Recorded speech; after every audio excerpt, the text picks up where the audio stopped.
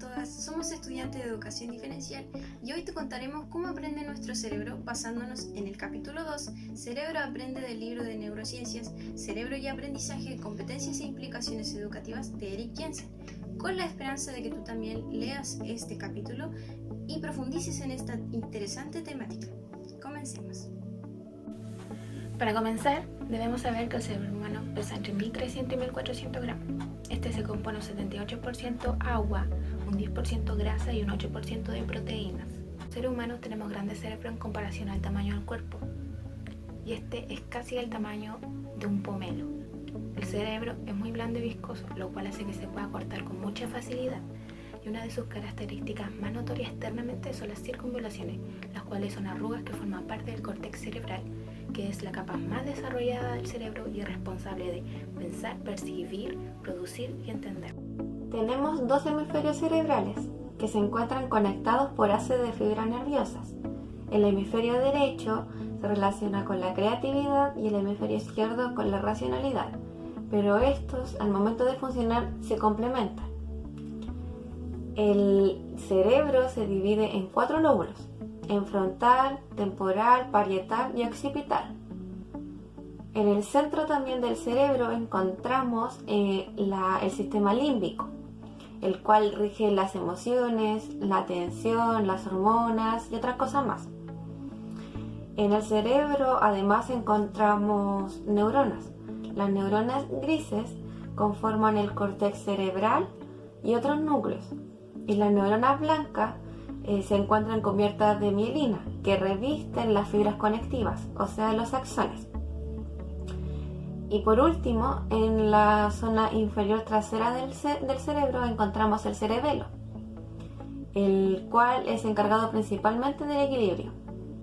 El cerebro no es un eficaz productor de energía, más bien él necesita energía para poder funcionar y aprender.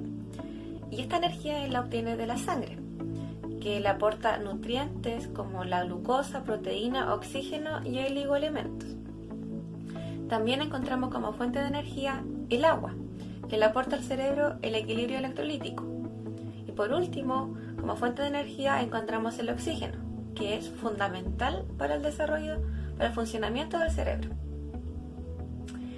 El cerebro lo que hace es almacenar suficiente oxígeno para realizar sus funciones básicas. Y esto lo logra gracias a la arteria carótida, la cual asegura el suministro de sangre oxigenada fresca después de que abandona la zona pulmonar cardíaca. El aprendizaje comienza en estas dos interesantes estructuras, neuronas y neuroglías.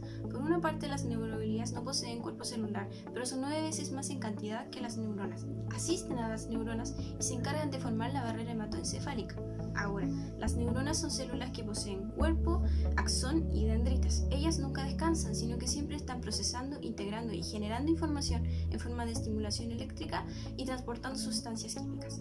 Para que una información llegue a la célula que debe llegar, el axón se divide por medio de sus dendritas y conecta con otras neuronas, formando un circuito complejo por todo nuestro cuerpo donde ninguna célula o neurona es el punto final de la conexión. Dicha conexión fluye en una única dirección, desde el cuerpo hasta la zona sináptica, donde los botones sinápticos liberan neurotransmisores que son recibidos por la siguiente neurona.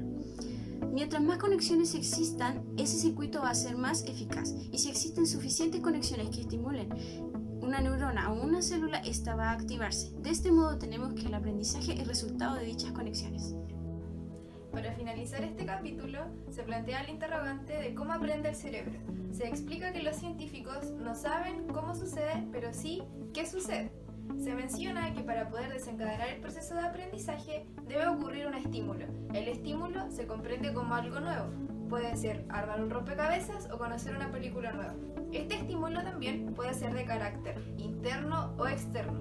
Consiguiente al estímulo, este se distribuye y procesa en diferentes niveles. Esto ocurre debido a que el estímulo nuevo produce mucha más energía eléctrica que una actividad que realizamos a diario. Luego se habla sobre el aprendizaje duradero. En esto se hace una distinción entre aprendizaje y memoria. Este subtítulo es bastante breve y fácil de comprender. Luego del aprendizaje duradero, se menciona la relación entre el aprendizaje y la conducta, y se mencionan los factores biológicos que influyen en la conducta del ser humano en su diario vivir. Para finalizar el capítulo, se habla de hacerse más inteligente. Acá, por ejemplo, se menciona que para ser más inteligente no influyen las características propias del cerebro, sino más bien desarrollar más conexiones sinápticas. Todo lo mencionado y explicado durante el capítulo se realiza a base de informaciones científicas, posturas de científicos e investigaciones realizadas anteriormente. Luego de todo lo dicho, quizás te lo hayas preguntado. Por eso podemos decir que saber que entendemos el lenguaje o que pensamos gracias al córtex cerebral, o que nuestro cerebro se complementa con otras partes del cuerpo para funcionar adecuadamente, nos permite tener conciencia sobre nuestro aprendizaje y nos da pistas sobre qué podemos hacer hoy para aprender mejor mañana. Es por esto que recomendamos la lectura de este capítulo, porque tener en cuenta que son los estímulos los que dan paso al aprendizaje o a la creación de recuerdos, entre otras virtudes de la mente, nos hace ver que el aprender no es simplemente leer y luego responder una prueba, sino que el cerebro recibe estímulos de todo y podemos usar esto a nuestro favor, tanto si estás estudiando por tu cuenta o si eres una profesora a la que de verdad le importa que sus estudiantes aprendan. Y ahora que sabes cómo tu cerebro aprende, ¿qué te gustaría aprender hoy?